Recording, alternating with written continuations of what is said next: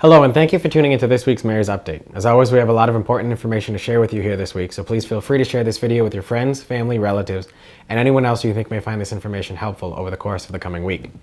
I'd like to start off by saying a very special thank you to my aide, Colin Smith, for filling in for me last week while I was feeling a little bit under the weather. It's great to be back here with you guys again for our weekly update as we talk about things that have happened in the past week and what to expect in the very near future. This coming Monday, March 22nd, we will begin the demolition of the property at 177 West Street. This is the old Reliable Finishing Factory over on West Street by the Veterans of Foreign War Post in that area of the city. Some of you may have seen the city council meetings where we talked about how the roof has significantly collapsed since mid-December, and the portions of the roof that have collapsed are now leaning outwards on the exterior walls of the building, and the building is in danger of collapse. The City Council approved the funding for this money earlier in March, and we are finally approved from the State Department of Environmental Protection and the Division of Capital Asset Management in order to go ahead with the demolition on an emergency basis due to the threat of the dangerous collapse onto the street and the buildings around it. So we have awarded the contract, and that demolition will begin Monday, March 22nd and continue throughout that week. So if you're driving in the West Street area, please do keep that in mind, that there may be some traffic detours put in place in order to go around that construction zone. Monday, March 22nd is also the day that Governor Baker has announced that we will be moving to phase 4 of our reopening plan. That means that certain businesses are going to be able to open at a higher capacity. It also means for us here at City Hall that our public buildings are going to be back fully open to the public. So you will be able to utilize the front door and the handicap door here at Gardner City Hall, and our other public buildings will be open as well. Please do keep in mind that the library is actually overseen by the Board of Trustees at the library. They are working on their own reopening plan to see when the library will be reopening, but how all of our other public buildings, the stations, the DPW, Gardner City Hall, will all be fully open to the public come Monday, March 22nd. And we look forward to seeing you in our hallways again. Our vaccination clinic is still going strong over at the Polish American Citizens Club. As Colin said last week, due to a supply chain interruption that we're receiving from the state, and the number of second doses that need to be administered, our clinic will not be giving a first dose clinic again until sometime after April 1st.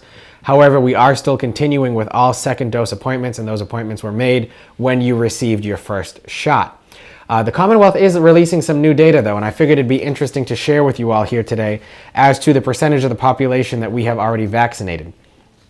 In terms of people who have at least received one shot of their COVID-19 vaccine, 82% of our population that is 75 years of age and older has been vaccinated. 61% of those 65 and older have been vaccinated, and 28% of those 50 and older have been vaccinated as well. And again, that's at least one shot. When we go look at those who are fully vaccinated with the full 2 shots, those 75 and older are closer to 62% as of last week, but those numbers continue to rise because we did have 2 second dose vaccination clinics this past week that are not included in that data that has been released from the state. And all of that information is available on mass.gov. So if you're looking for more information on that, you can find all of that there. We are pushing to see if we can increase our allotment for what we have available at our vaccination clinic. As you know, we have the capacity to do up to 1,000 shots a day. However, we are limited by how much we receive from the state as to what we can give out, but we were giving out close to 950 shots a day when we were receiving the greater number of vaccines earlier this past month. We are expecting an increase in our allotment come April 1st due to the increase in supply that the manufacturers of the vaccine have available to them. So just please be patient. We understand that everyone is anxious as to when they can get a vaccine, particularly after Governor Baker announced this past week that come April 19th, the entire population of the Commonwealth will be eligible to receive a vaccine so long as you are over the age of 16. And we are planning for that on our end as well, as in terms of how we will handle registration for those, if there's going to be a pre-registration, or how we'll handle that with the vaccine supply that we have.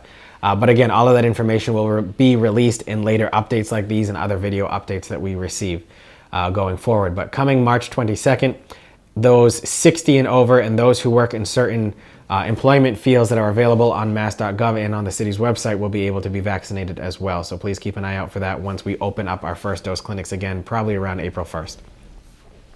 The Assessor's Department here at City Hall has launched a new property record card database on the city's website. If you click on property records on the homepage of the website, you'll be able to link to the new database through our Vision contractor that we do our property records cards with. So if you're looking for updated information on your house, please take a look at that. And if you see anything missing, please do give our assessor's office a call and we can see if we can correct any errors that are there. But since this is new, we want to make sure people have a chance to double check to make sure the system is working. So please do try that out. It is a really neat system, I think, and it's more efficient than what we had in the past. So I really think it's going to be a benefit to us here in Gardner for those looking for information on their properties. There was a couple complaints that we received about some flooding on Dyer Street due to runoff from the Old English Village area. That is something that the conservation agent here, as well as the DPW and city engineer's office, are currently working on, and it seems that those problems have been fixed. If you still are having any issues, if you live in that area, please do let us know and we'll see if we can correct that even further. But it seems to just be a berm that let go that has since been replaced, and we've had some hay wattles put in place too, just as extra protection. So if you are still experiencing any issues and you live in that area, just let us know and we'll try to see if we can correct that as soon as possible. Work is continuing on the new building over at the Timpani Crossroads Plaza. That building is where Starbucks is going to be housed, and in fact you can start to see where the drive-through of Starbucks is going to be placed. So if you drive by and you see some construction in that area, there is a lot of great work that's being done over there in order to get the Starbucks building, which is going to be called the Gendith building, and the other building over there completed by the summertime. So we will have some new businesses opening in the city come summertime. It's really exciting to see that work being done there. Several people have called and asked questions about the Concert in the Park series. Basically what the bandstand committee has done is anyone who was scheduled for last year was booked for that date again this coming summer. So our plan is still to do some type of concerts in the park this summer. We are waiting on the full guidance that we receive from the Commonwealth, and those concerts probably won't start until July, but we do plan on having something over at Monument Park sometime this summer with the lineup that we had scheduled originally for last year prior to the pandemic happening. So that's really exciting to see that we're getting somewhat close to normal again here in the city of Gardner. The Pleasant Street Bridge is scheduled to have traffic traveling over it come April. So we are very close to seeing some traffic on that bridge, and then they'll do a full reopening ceremony around Memorial Day. Several people may be aware, but the bridge was recently renamed the Corporal Lawrence Lucasavicius Memorial Bridge.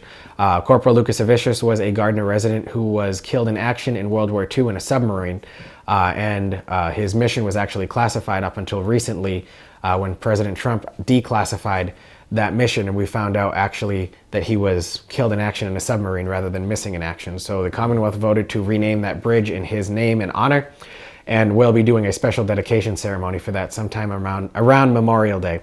But traffic will be able to utilize that area sometime mid to late April.